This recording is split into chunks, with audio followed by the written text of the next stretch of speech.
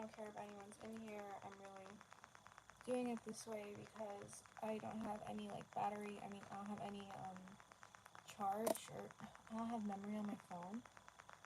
So I have to like do these on live and then just upload them straight, and then I'm gonna edit them later. These long format ones, they're really just for like hardcore Crystal Vaughn enjoyers, which I do have a couple. People who are down to just watch me talk for like 40 minutes to an hour or whatever on things, but okay.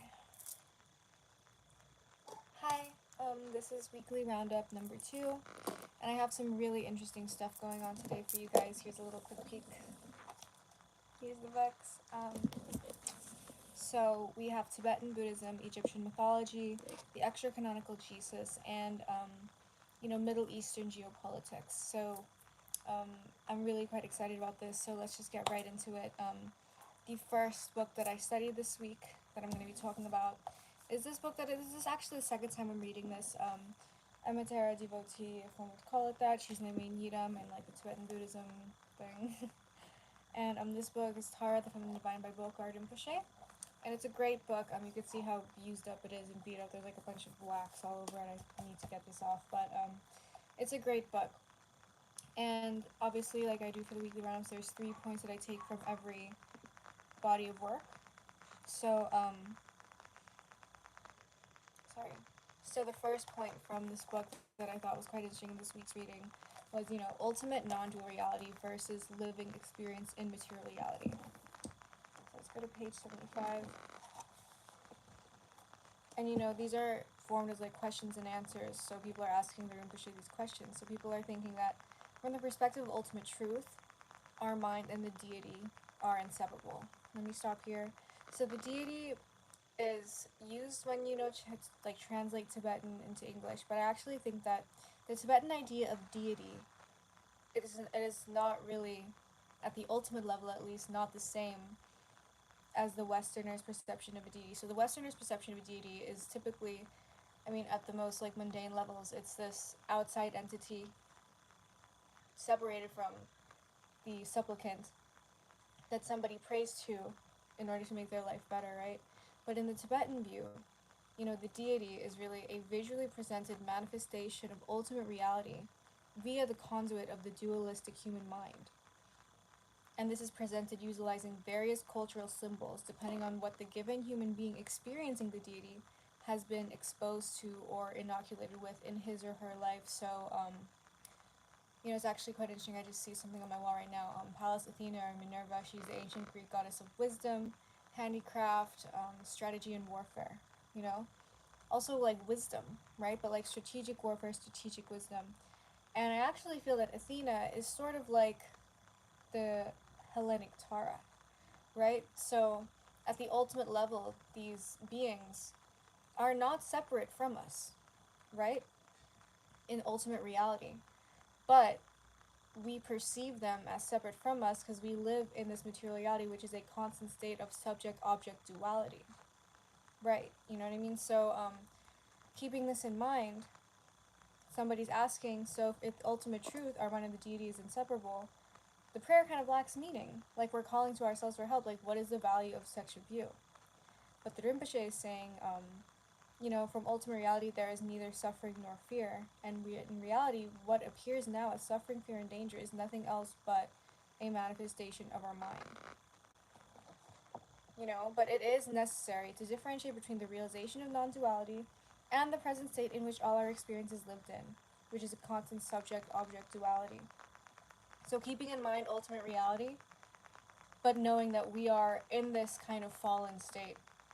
And don't quote me on this, but my friend Pat, who knows a lot about Hellenic polytheism because he's a Hellenic polytheist, and my friend Alfie, who's also very well read on that, he's more on the Orphic hymns and things like that.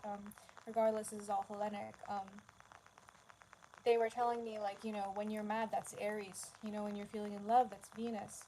So it's interesting that at the, I guess, ultimate reality level, or at like a higher level of philosophical understanding, even the Greeks understood or had a similar view to the Tibetans, where at the ultimate level, we really aren't actually separate from the deity, Okay, so the next point is what I thought was quite interesting. So it's the revelation of the Tantra and how that's spoken about in Tibet. And I thought it was very similar to the Quranic ideal, right? So it's on page 94. So, according to the Tibetan view, Tantras dwell in the omniscience of the mind of the Buddhas beyond all time and manifestation, and they're revealed in an epoch when this is necessary, you know? So basically, these Tantras are always existing in the omniscience of the mind of the Buddhas. Beyond all time, beyond all manifestation, they're always existing in some place beyond here. But they only get revealed down here when they need to get revealed down here, you know? So this actually really reminds me of the Quranic ideal, where basically a lot of Muslims, they believe that the Quran is uncreated, it's co-eternal with God. Actually, this is in contrast with the Mu'tazilites, who were kind of around during the Islamic Golden Age. They believed that the Quran was not uncreated or coming before God, because they were like, okay, logically God has to precede his own speech, right? But what does that mean? Audio is clicking. Can you elaborate? You okay? Is it working now? Please let me know, because I really don't want to waste my time recording this.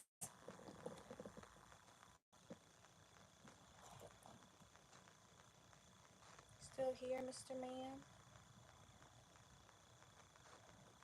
But basically, the Mu'tazilites, they believe that God would logically precede his own speech. Different view from like the kind of Sunni Orthodox view right now. Should I quit this and... But yeah, anyways, I just thought it was really interesting that the Tantras and the Quran, by their respective followers, they're kind of seen in a similar light, that they're these uncreated eternal texts that then got revealed to the world when the world was ready. And with the Tantras, obviously, there are different Tibetan adepts that were chosen to reveal the Tantras. And with the Quran, it was Prophet Muhammad, peace be upon him, who was chosen to reveal the Quran to the world, right? So the next point in this Buddhism book that I thought was quite interesting in my weekly learning, and there's a lot of interesting points, but I just have to just to keep my sanity, I'm keeping it to 3. So okay, here we go. So somebody's asking, what if somebody's using these prayers that are supposed to be pretty infallible, right? What if our wish isn't good? Like the wish of a thief to be successful. And what the Rinpoche says is really interesting. He's saying that, tārā, or, any entity, any deity that you're praying to, or any manifestation of the mind at the level of ultimate reality that you're petitioning, that this is not going to respond to a wish that's going to lead to negative acts or further future suffering, because the entire existence of tārā is she's there to liberate all sentient beings and destroy suffering. This is why Avalokiteshvara, when he saw all the suffering, he cleared all these suffering souls out of samsara, right? This is a story, well-known story. And he cleared it all out, did so much good work, and then immediately samsara filled up again with all these souls, and he started crying, because he was like, this work is like pointless, I'm never going to be able to free all these beings, right? And he cried, and from the 2 teardrops came green tārā and white tārā. I forget if it's right, maybe the right teardrop was green tārā, or the left teardrop was white tārā. It doesn't matter, regardless, he cries, and tārā comes from these tears. So basically, Tara's entire existence is bent on freeing sentient beings from samsara. And if you're praying for something that is going to go against this ultimate goal, it's not going to be granted, right? That just makes sense. But what the Rinpoche talked about here, he's saying, using this kind of word, this discrimination will be good. So saying, if this is good for me, may my wish be accomplished. If it is not good, may it not be accomplished. Or if this wish is not good, may its thought not form in my mind. Even if it is formed, may it not be realized. And this actually really reminds me of Jesus Christ in the Garden of Gethsemane, or Prophet Isha in the Garden of Gethsemane, where he's basically saying, Abba, please take this cup of suffering from me. but let it not be my will, but what thou wilt. And this is a very similar kind of phrasing, so I kind of chose, Tibetan Buddhism is kind of like one of my first loves, right, spiritually, but I'm really into the Abrahamic religions right now, studying them. The 3 points from these, like one of them is very Tibetan Buddhist, and then the other two, they are, kind of comparing themselves with Abrahamic religion. Sorry, I just blanked out a little bit. Sorry, okay. So those were the 3 points that I thought that were really cool from this book. And alright, so the next book that we have on the line is Egyptian mythology that my little brother's girlfriend, Angela, actually got for me. Her little note is so nice and cute. Where is it at? It's in the first page. It's in pink glitter pen. So sweet. Tārā versus Mary or Tārā plus Mary? I think they're quite similar. I mean, Mary has the epithet Star of the Sea. So I think that's something to be of note. Actually, I think Garchi Rinpoche is really big on kind of co-equating and syncretizing Mother Mary and Tārā. So, that deserves an entire other video of analysis. Stella Maris, yes, exactly. I'm probably going to make another video and do a ton of research on that. Probably going to draw a lot from Eichi Garchi Rinpoche. I've gotten empowerment from him, so I really obviously respect him, and he's connected me to so many good Dharma friends that I love with all my heart. Shout out Brian, hopefully he's going to watch this one day. But, okay, so a maternal compassionate archetype. Exactly! Right, a maternal compassionate archetype. And that being present in so many different cultures, that's why, like, a lot of Filipino, diwatas are kind of natural entity spirits or whatever. They were Marianized, and that kind of made sense because they were these natural maternal compassionate archetypes. But to be honest, I think the maternal compassionate archetype, that's just kind of overarching feminine energy as a whole, So that's why, like, women who are, like, deadbeat mothers, those are, like, not even women in my eyes, right? Because that just completely goes up against what it is to be a woman. But alright, I'm kind of going on about this too much. I'm going to jump over to the Egyptian mythology book. So, something that I thought was really quite interesting is the fact that the Osiris myth, as we know it, it really survives in its most full forms from, like, Plutarch and Diodorus in their full accounts, but they only survive fragmentarily from ancient Egyptian accounts, because ancient Egyptians, they did not want to put, like, bad events into writing because they did not want to accidentally manifest them. Like, that's how holy writing was in ancient Egyptian, Ancient Egyptian hieroglyphs, Medu Neter, the words of the gods, This is, you don't put something mundane and, like, shitty or something that you don't really want to manifest in writing, and especially not in ancient Egyptian hieroglyphs, because these are much holier, to be honest. Like, that's why when I do my hieroglyphs project, I have to be careful about what I put down in hieroglyphs, because that can really stick, cosmically. It's a very powerful language, Not many ancient civilizations have this many temples with the hieroglyphs literally preserved in the walls. It's written in stone. You can't really argue with that. So the fact that ancient Egyptians, they did not really want to, like, re-talk about the Osiris myth, like, everyone knew it, right? But they didn't want to, like, put it down into hieroglyphs because it's like they're killing Osiris all over again. Which kind of brings me a little bit to Jesus, which is, people that aren't into Catholicism, a big criticism that they have of it is, like, why are we crucifying Christ again?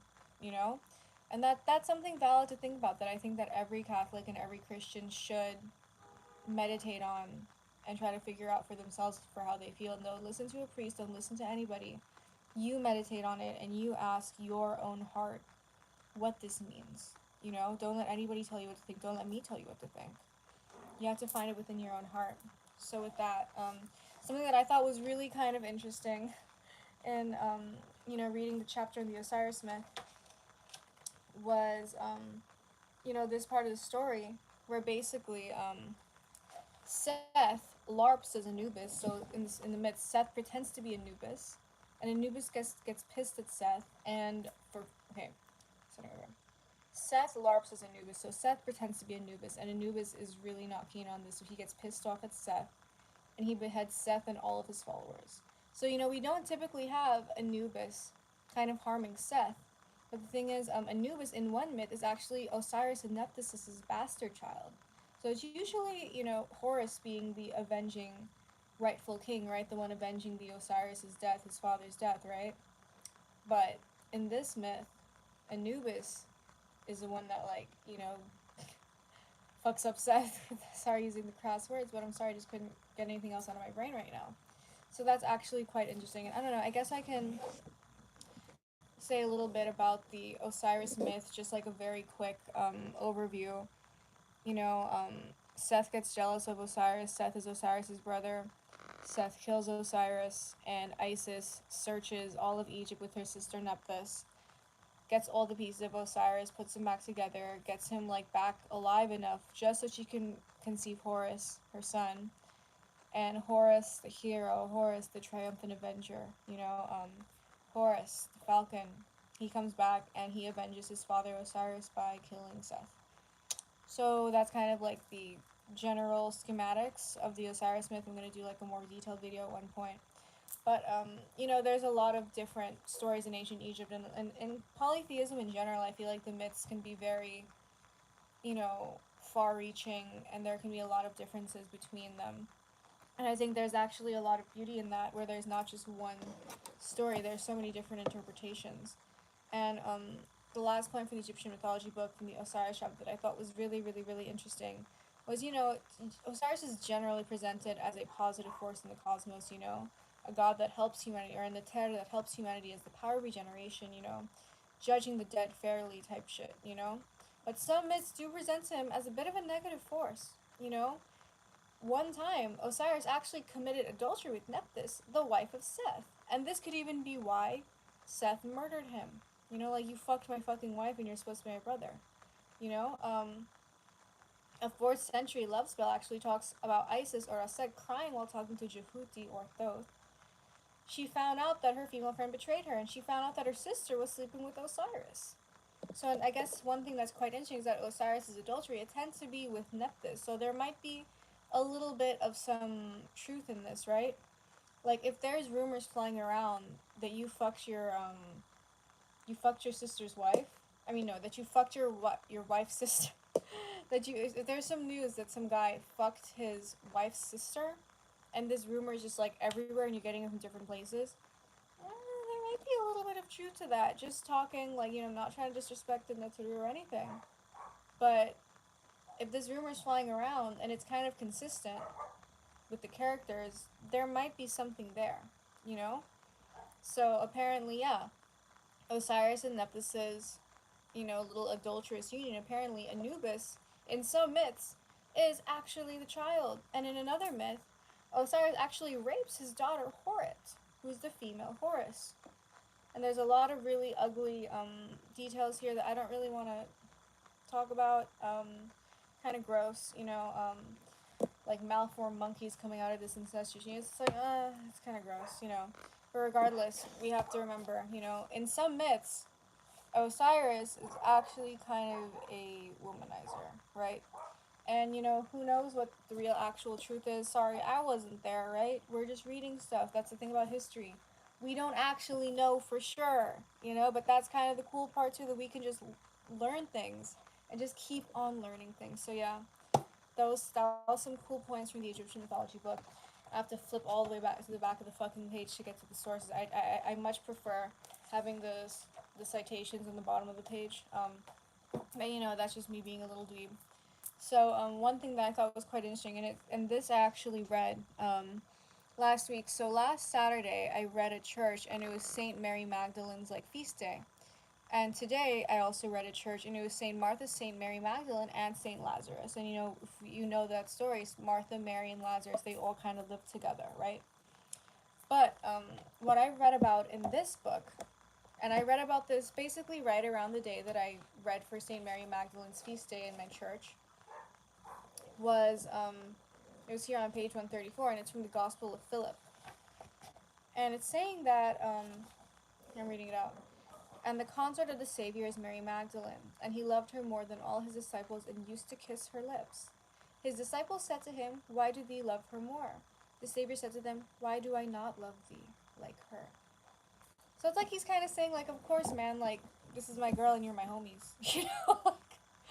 That's just, like, the kind of really easy way to say it, right? I remember as a child in second grade, our teacher was teaching us about Mary Magdalene and, Jesus Christ. And she said, actually, and I'm actually very, like, thank you, Mrs. Kirchen, in second grade, Christ the King, for being very woke about this and not giving us just the church's, like, plain view. But she said it in a way that I really like, that reminds me of Al-Tabari, where, I quoted this last time, but he's basically saying, like, I'm just repeating what other people have said to me. Don't, hold me accountable for this. I'm just repeating what other people have said. So she repeated it in a nice way where it's not like, this is what I think, but this is what some people think, you know? And I'm giving you this information so you can decide for yourself. She didn't say that verbatim, but that's essentially the energy the energy from which she said this. But she said to us, as second graders in Catholic school, we learn about Mary Magdalene, she's like, hey, some people actually say that Mary Magdalene was Jesus's, like, girlfriend, you know? And I remember as a child, like, I just took that statement, I just, like, intuitively felt it was true. Just like my heart knew it was right. It kind of makes sense. And it makes sense also that they would basically scrub this out of Christianity, right? That's one thing that I actually like about Islam is that, Muhammad was allowed to have, wives and things like that. Khadijah is one of the most important characters in the history of Islam. So it's like, why didn't the church allow Jesus to have Mary Magdalene, at least in the later writings? Because we have the Gospel of Philip saying that Jesus would kiss her. So, I personally, I do think that Jesus and Mary Magdalene were a thing. How do I know that? Unverified personal gnosis. So, sorry, But you listen to what I'm saying and figure it out for yourself. Do your own research. I'm just here giving you little seeds and giving you little crumbs along the way so you can find the fucking flour and make your own fucking bread, So, alright. Shoot, I forgot to put down the page in this. So let's go to, okay, so another thing that I thought was really interesting in this fifth gospel, which is basically about Jesus' extra canonical activities, page 178. It's talking about the ointment of Jesus, or the marham-i-Isa. It was also called the apostles' anointment, right? Or the apostles' ointment. But this is mentioned in a ton of medical treatises, from the Canon of Avicenna, Shari Kanun, Hawi Kabir by Rasis, or Al-Rasi, the Liber Regis by Hali Abbas, So basically, is also known as the anointment of the 12 because Jesus had 12 disciples. So, like, yeah, apostles' ointment, there's 12 ingredients, right? So apparently this balm has miraculous powers of healing wounds. It's called the Dodeca ointment. But basically, okay, it's called the ointment of Jesus in this book, but on Wikipedia it's called the Dodeca ointment. Do I have internet connection? Can I look this up? Dodeca. I should have written it down right here, but hey, oops, I'm not a fucking perfect person. Oh, I can connect it to my iPhone. That's great. Sorry, but hey, you're getting the real fucking shit. Because I want you guys to be able to look this up. Find the Wikipedia article on it. Okay, the Dodeca Pharmacum, Latin Apostolorum Unguentum. And it's also, okay, it's interesting, it's also called the ointment of Venus, Unguentum Veneris. And the funny thing is that, well, not funny, but, continuity of cult is something really that I like to read, especially as someone that is into Abrahamic religions. And, continuity of cult. So, at the Church of the Annunciation, or no, not the Church of the... Sorry, I didn't think that I would bring this up. Church, Jerusalem, which one was it? The Church of the Holy Sepulchre. Okay, the Church of the Holy Sepulchre, this is built on the site where they laid Jesus to rest, right? Actually, before they figured out that this was it, there is a temple to Venus that was built there. So it's interesting that the ointment for Jesus is also known as the ointment of Venus. So, I've actually read an article, like, kind of going on a deep dive of, like, Jesus and Venus. That's another video, but that's just something that I think is an interesting thing to bring up. But anyways, the 12 ingredients in this miraculous healing ointment is white wax, gum glugel, or balsamo dendron mukul, bloom bioxidum, myrrh, galbanum, aristolochia longa, subacetate of copper, gum ammonicum, resin pinus longifolia, olibanum, resin olive oil. You know, um, the ingredients on Wikipedia. This was the ingredients in the book, right? On Wikipedia, it's turpentine, wax, gum ammoniac, birthwort roots, olibanum, bdellium, myrrh, galbanum, opoponax, verdigris, litharge, olive oil, and vinegar. So it's just a really interesting recipe that people are kind of calling the ointment of Jesus. So people are kind of saying that this ointment was what Jesus was covered in when he was laid to rest. And a lot of people do think that Jesus didn't actually die, but that he was just in a really deep coma, and he basically survived past the point that most people would have died, which I think that's still quite divine, right? But yeah, so that was the interesting thing, the dodecapharmacum. And let's see, this part is really, really, really interesting. I'm very excited to talk about this. So you know, the so-called cry on the cross that Jesus says before he supposedly dies, right? According to Matthew, it's Eli, Eli, lama sabachthani. According to Mark, it's Eloi, Eloi, lama sabachthani. I said the Eloi, kind of weird, I'm sorry. But okay, but apparently, according to this book, on page 169 of the Fifth Gospel, Eli, Eli, lama sabachthani. Apparently, in the earlier editions of the New Testament, this was given as Eli, Eli, lama sabachthani. The thing is, at the outset, the words Eli, Eli, lama sabachthani in the original Hebrew, not in Aramaic, and some people say it's in Aramaic, but I think that, you know, when you're analyzing Jesus, you know, Hebrew is obviously a very important language as well, because Jesus definitely knew Hebrew also. Eli, Eli, lama sabachthani means, God, God, how thou hast glorified me. Because, you know, Eli, Eli, lama sabachthani, those words technically mean in Aramaic, God, God, why have you forsaken me? This is not the thing that a Messiah would say, is it? That doesn't make much sense. But God, God, how thou hast glorified me. Screaming that before he dies, that makes a lot more sense with the Messiah storyline, right? So the verb shava means to bring peace, to glorify, and to soothe. So, you know, in Hebrew, if you were to say Eli, Eli, lama azaftani, that would mean Eli, Eli, why hast thou forsaken me? So this is basically saying that he's not saying, oh God, why have thou forsaken me? He's saying, God, God, how thou hast glorified me, which completely changes the story, you know? Unfortunately, he's saying apparently the truth has been concealed by the compilers of the Gospels, you know? So, that's another part of it that was quite interesting.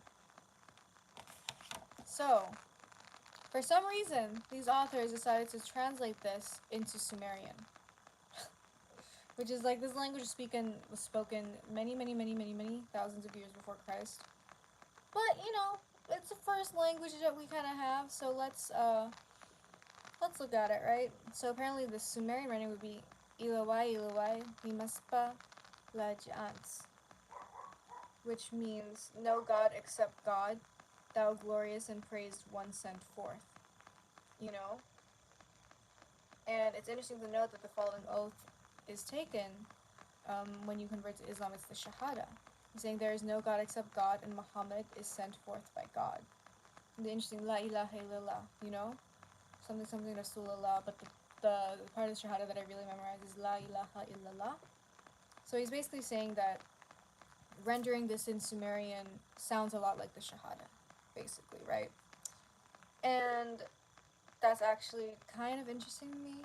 You know, the Shahada for the Quranists of Islam, basically is it really bad? Audio is crackling. How do I fix it? Man. Let me see. Let me do something. Maybe if I take this if I take the phone out. Is that better? Is that any better? Is that better, y'all? I really hope so. But saying I do care.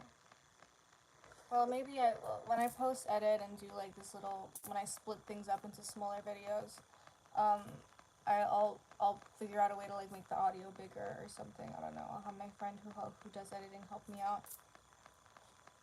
But yeah, basically, the Sumerian rendering of the Ilai Ilai Lama Shavatani is Ilawai Lumaspa La Jans, which translated means no God except God, thou glorious and praised one sent forth, which is basically the Shahada translated into English.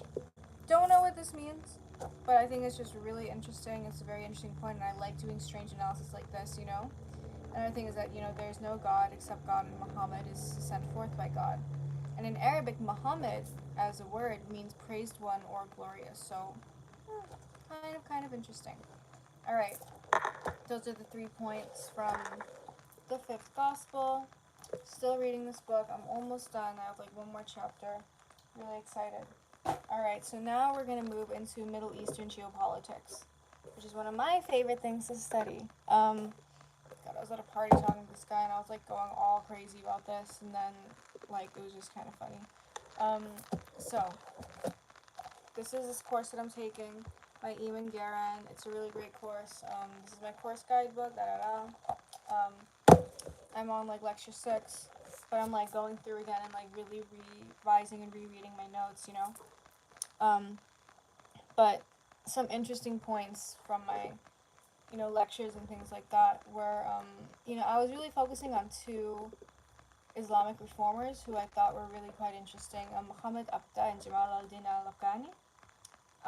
This is the Middle East in the 20th century from the Great Courses, from the Teaching Company or the Learning Company. Is it the Teaching Company or the Learning Company? Let me check. Okay. I don't know. It doesn't say. Actually, wait. The Great Courses. Doesn't say. Yeah, I think it's the Teaching Company or the Learning Company, but it's the Great Courses. It's a really great thing. You can get it on OneDream as well.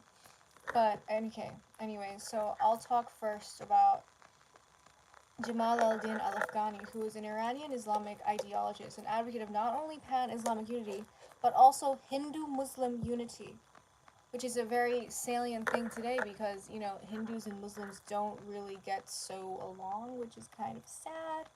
And it kind of makes sense. You know, like Hinduism is a very ancient polytheistic religion. Islam is a new monotheistic religion that likes.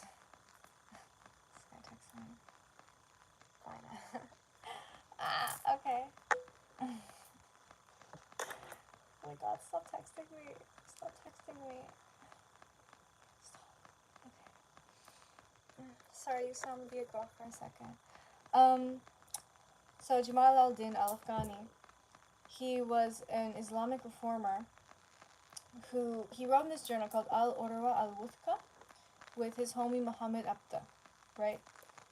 And Jamal al-Din al-Afghani, he was, sorry, okay, Jamal al-Din al-Afghani is an Iranian Islamic ideologist and advocate of not only pan-Islamic unity, but also Hindu-Muslim unity, which is very salient today, because the Hindus and the Muslims don't exactly get along, and kind of makes sense because Hinduism is an ancient polytheistic religion, and Islam is a relatively recent monotheistic religion that kind of acts like it's the primordial religion, which I can kind of see why other religions would get a little bit miffed by that. I just think it's a little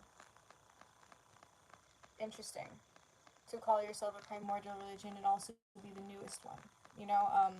I'm not saying I disagree with it. Muslims can think however they would like to think, but I think it's very valid for other religions to be a little bit like, huh, at that, when they're technically the newest kids on the block in terms of, just timelines and everything, right?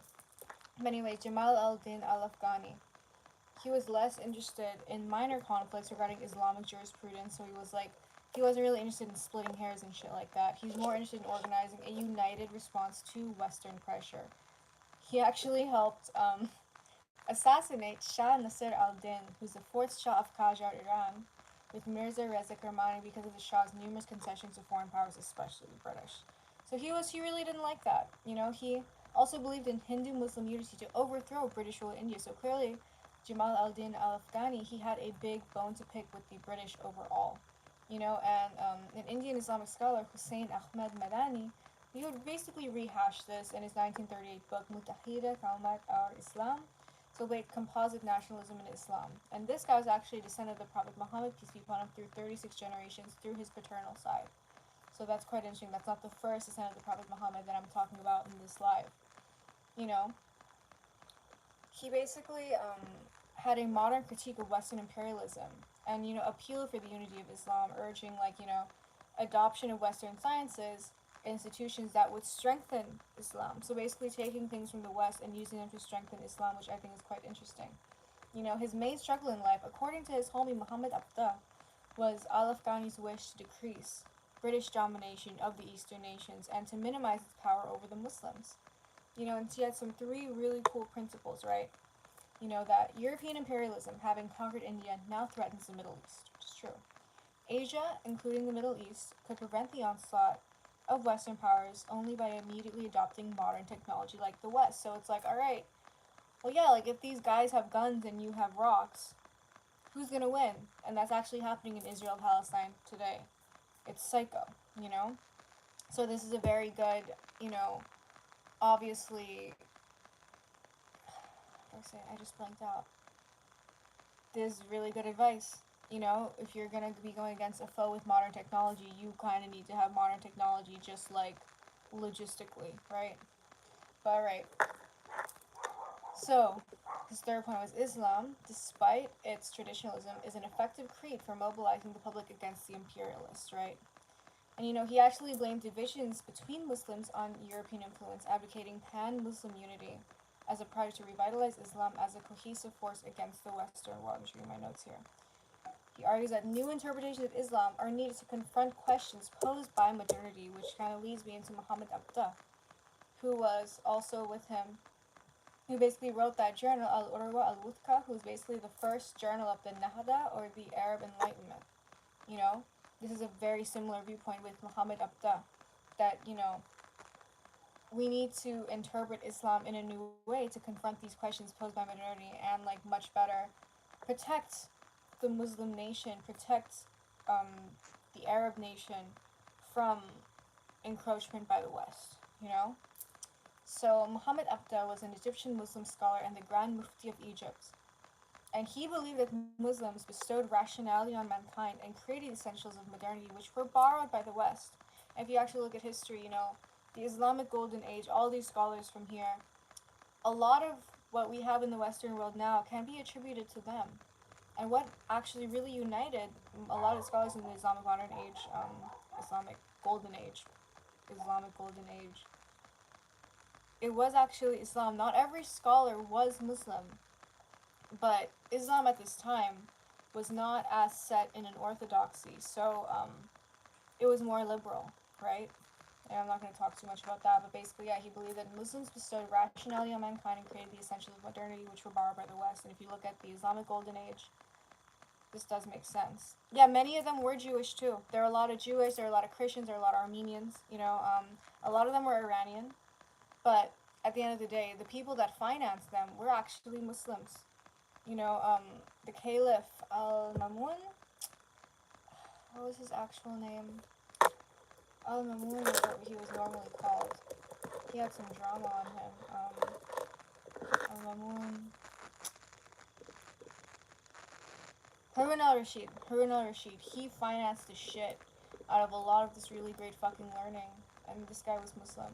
And you can't really deny that, So, I think he's really cool.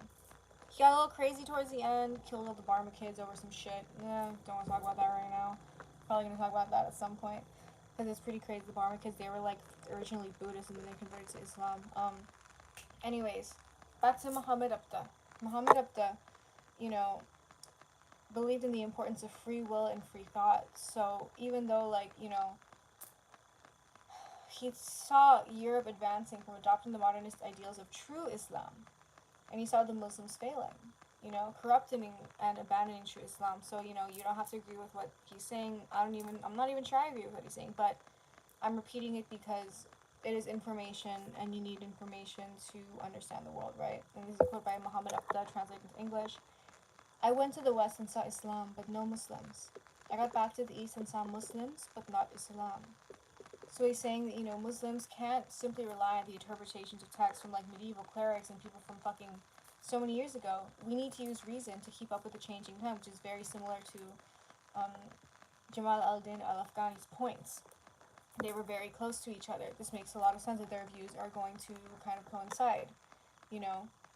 Um, he was also kind of against this Salafi mentality in Islam. You can't practice Islam the way it was practiced years ago. It needs to be practiced differently because we're in the modern world. Maybe a lot of Muslims would disagree with this. I'm not saying I agree with it. I'm just stating it because it's information and we need to know it. He also didn't agree with polygamy, which is interesting. And, the whole thing about polygamy, I talked about this in my last video, but I'll just rehash it because whatever. Polygamy.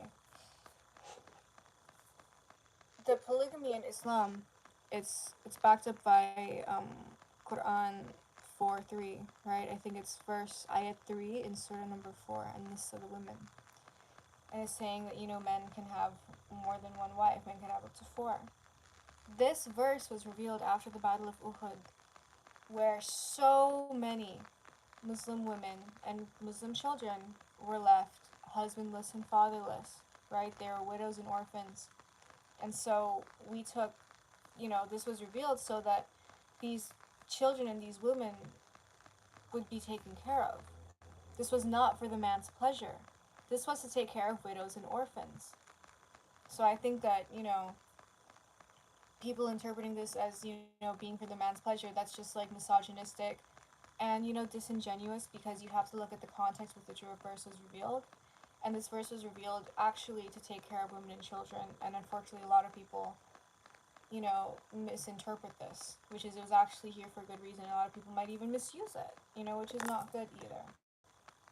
But anyways, Muhammad Abda, this like deserves another video, but he actually joined Freemasonry, but he left it because he realized it was a tool of Western imperialism. And it's quite interesting that he was able to get into this kind of controversial thing and then leave it when he saw that it wasn't furthering his goals, because he only ever joined Freemasonry so he could kind of link up with other Arab intellectuals and kind of fight this Western imperialism shit. Then he realized, he's like, oh wait, I got bamboozled, so he left, So really, like, props on him for that. I want to do a video talking about that, like, in detail. But, I already talked quite a bit about it, and I'm going to move on to the next subject, which is this book that I just got, Our Last Best Chance, written by King Abdullah II of Jordan. I'm really interested in the country of Jordan. I was going to say I don't know why, but now I do know why. I had a crazy dream of, like, an Egyptian Netzharu Khnum telling me to, like, she must go to Jordan, talking to me, which is a little nuts, right? But anyways, I just started reading this book. I got it, on the 28th, and I literally, I try to keep it to 4 subjects, but I had to, push it to 5 because I was just really excited. Just, something about this book was just, read me. So I'm like, okay, I'm gonna read it, but I think the Hashemites are really interesting because they are really the only, family in the Middle East that has, a serious, bloodline tie, to the Prophet Muhammad, peace be upon him. I don't think the Sauds do. I don't think they do. I think they might be, the most legitimate. But anyways, they're descended from the Prophet Muhammad, peace be upon him. You can't argue with that. But 3 points that I thought were really interesting. So, on page 6, he has this letter written by King Abdullah I, the first king of Jordan, his great-grandfather? Was it his great-grandfather? Was King Abdullah II, and then King Hussein I, his dad Talal, who, was not even king for, a year, and then Talal's dad was Abdullah, so, dad, grandpa, great-grandfather, alright, great-grandfather. Oh, cool, I figured that on my own. So, he just reposts, basically, a letter, a prophetic article, basically, written in the defunct American magazine in 1947, 6 months before the first Arab-Israeli war, that the first king of Jordan, Abdullah I, wrote. And I'm just going to read it out because it's so salient, it's so perfectly said that I think that every American needs to read this. Every American that even knows that Israel exists, that even knows Palestine exists, needs to read it. So I'm just going to read it plain. No people on earth have been less anti-Semitic than the Arabs. The persecution of the Jews has been confined almost entirely to the Christian nations of the West. Jews themselves will admit that never since the Great Depression did Jews develop so freely and reach such importance as in Spain when it was an Arab possession, Al-Andalus. With very minor exceptions, Jews have lived for many centuries in the Middle East in complete peace and friendliness with their Arab neighbors. I have the impression that many Americans believe the trouble in Palestine is very remote from them, that America had little to do with it, and that your only interest now is that of a humane bystander. I believe that you do not realize how directly you are, as a nation, responsible in general for the whole Zionist move, and specifically for the present terrorism. I call this to your attention because I am certain that if you realize your responsibility, you will act fairly to admit it and assume it. The present catastrophe may be laid almost entirely at your door. Your government, almost alone in the world, is insisting on the immediate admission of 100,000 more Jews into Palestine, to be followed by countless additional ones. This will have the most frightful consequences in bloody chaos beyond anything ever hinted at in Palestine before. I have the most complete confidence in the fair-mindedness and generosity of the American public. We Arabs ask no favors. We ask only that you know the full truth, not half of it. We ask only that when you judge the Palestine question, you put yourselves in our place. What would your answer be if some outside agency told you that you must accept in America many millions of utter strangers in your midst, enough to dominate your country, merely because they insisted on going to America and because their forefathers had once lived there some 2,000 years ago? Our answer is the same. And what would be your action if, in spite of your refusal, this outside agency began forcing them on you? Ours will be the same. And I think that this was just so powerful, so prophetic, and, it could have been written yesterday. It's almost like how it feels like. 76 years later, this strikes such a serious chord, especially with how Americans are so blinded to how much blood we have on our hands because we pay taxes to this government that then finances the Israeli occupation to basically kill Palestinians.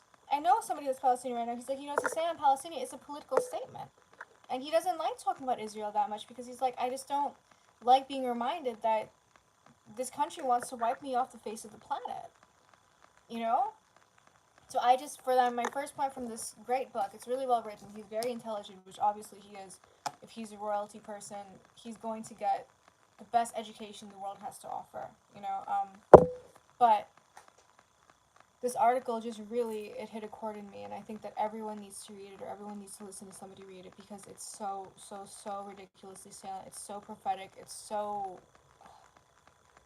it's great, but it's also horrible because it really pisses me off, the whole situation. I care a lot about it, and I don't know why. I don't have any blood relations to it. I don't have any Arab in my blood. I didn't even grow up with Arabs. I'm German. I'm a German Filipino girl from the fucking hood in Los Angeles. Why the fuck do I care about Palestine? Well, I care about Palestine because I care about the world, and I'm living in this world, right, where I'm noticing that there's one very dominating form of religion, Abrahamism. So I'm going to look into that. And then I'm going to look into the fact that the first Abrahamism is Judaism. And then I'm going to look at the overall power that the Judeo-Christian kind of lobby has over the world, and I'm going to question that. And then I'm going to notice that, there's a Jewish ethno-state, probably the only ethno-state in the world, that is now killing a bunch of people and kicking them out of their homes. How could you exist on this world and not care about that? It doesn't matter if I'm Arab, it doesn't matter if I'm white, it doesn't matter if I'm German, Filipino, purple, or green. If you care about the world and humanity, you have to care about what's happening in Palestine. There's no other way to say it. This is the fight for the heart of the human soul is raging in this country. So that's why I want to study it. Like, my life depends on it. How could you not? And this kind of leads me into this other point that, geography, history, and international law all dictate that Jordan should be involved in this entire game, right? And Jordan is kind of seen as this insignificant country in the Middle East. Oh, sorry, somebody said something funny and I can't really repeat it. Um, yeah, geography, history, and international law all dictate that Jordan should be involved. And people kind of see Jordan as a small little kingdom, right? But its importance on the world stage has to be absolutely emphasized because Jordan is going to be a massive player in figuring out this Israel-Palestine thing. They share, like, I think one of the longest borders with Israel, right? Jordan holds the most Palestinian refugees of any other country. You know what I mean? And this is a kingdom run by the actual descendants of the most influential man in the world, the Prophet Muhammad, peace be upon him. And they're in this extremely precarious spot. It's not a failed state. The Queen of Jordan is Palestinian. The future King of Jordan, Crown Prince Hussein, he is half Palestinian. And he is inheriting a kingdom during what many people see as the end times, while the Jews are back in Jerusalem. While his people from his maternal line, are getting slaughtered. Talk about choosing to play life on hard mode.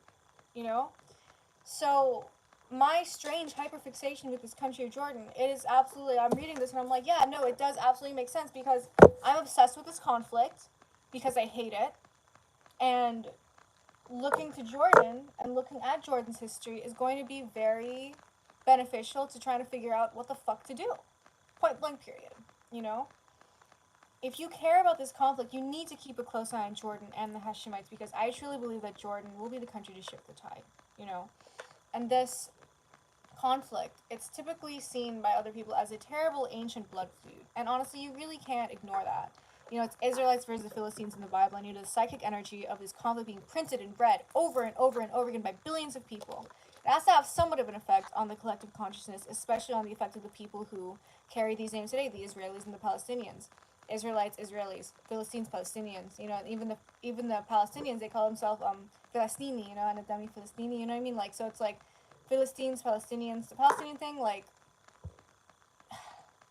sorry, I just blanked out. It's no cosmic mistake, essentially, that the names are still fucking so similar, but it also cannot be ignored that for 1,000 years, Christians, Muslims, and Jews lived in relative harmony. And this is something that I talk about with the Golden Age, where it's like, if you see something in history that you want to re-replicate, you have to look at the conditions which caused this kind of, like, good society in history, and then you need to figure out how to replicate that, right? And then King Abdullah so simply pointed out that, like, before the Zionist thing, everyone kind of lived together, and it was fine. So I was like, God, this really brought to the forefront my own shortcomings in the analysis of the Arab-Israeli conflict as a kind of humane bystander, right? That we need to or that I need to study, and hopefully with you guys too, I'm going to make videos and we can talk about this, have discourse. We need to study the conditions that led to peace in the Middle East in the past and replicate them, and then also study what made these conditions fall away. And I guess the main thing that made the condition fall away, just from my general knowledge, is the mass Jewish immigration pushing Palestinians out, the Nakba, So, sorry, that was close, a little burp. But anyways, we need to re-replicate these ideas, and I'm really glad that he brought this up as like, hey, by the way, things were fine for a couple years, this is a recent conflict, and as a historian dweeb, I'm going to bring up, yeah, okay, there is a little bit of an ancient blood feud, but y'all clearly got over it for a while, but anyways, I'm really excited to read this book, really, really, really super excited to read this book by King Abdullah. I really care about this conflict, maybe too much. It's kind of a strange thing. But this is the fight for the human soul, and this is a guy that is right in the middle of it, and his son is going to be even more in the middle of it. So I think if you care about the Israel-Palestine conflict, you should educate yourself on the country of Jordan.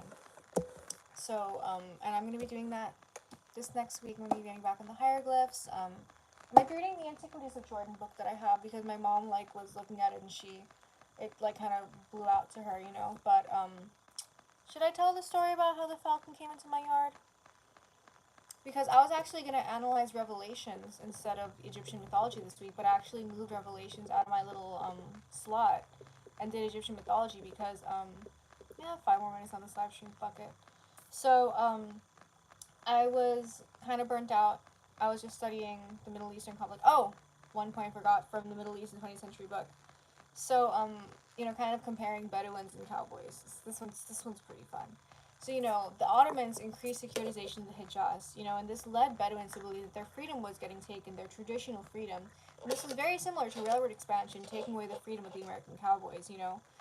There was a Hijaz railway, a railway to like Mecca that the Ottomans put in, and the Bedouins were like, we don't like this. And yeah, the cowboys in the American West, railroad expansion happened, and they're like, I don't like this. Like, it's like, I feel like it's it's getting a little industrial for me. We like our freedom, we like our big open things, we like being able to do whatever the fuck we want, And I thought it was really interesting because it kind of reminded me of this Batman episode with Jonah Hex that I had just watched with my best friend. Basically talking about, Ra's al Ghul, who was kind of coded to be an Arab character. Him and his kid were basically destroying the railways because he wanted to preserve the American West. So, I don't know, it's like, well, what do cowboys and, Arabs have in common? Or what do the cowboys and Bedouins have in common? They like their freedom, Interesting. But, yeah, I was getting burnt out studying the Ottomans' fall and the Arab revolts, right? And I kind of felt my brain tapping out because I study a lot. This is all that I talked about. Like, this is just basically tip of the iceberg what I studied this week, right? I'm gonna cut this up, make better videos, but I'm just getting it all up now. But so I was getting burnt out, right? And I was watching an episode of SpongeBob, actually the first episode, and I had some like cognac jelly noodles, this Asian noodles, and I was like, wait, I'm like sitting here watching SpongeBob to take a break from my brain, right? Decompress. I was like, dude, I have like 1/4 of a Carl's Jr. burger in my fridge. I should totally just like get it. You know what I mean?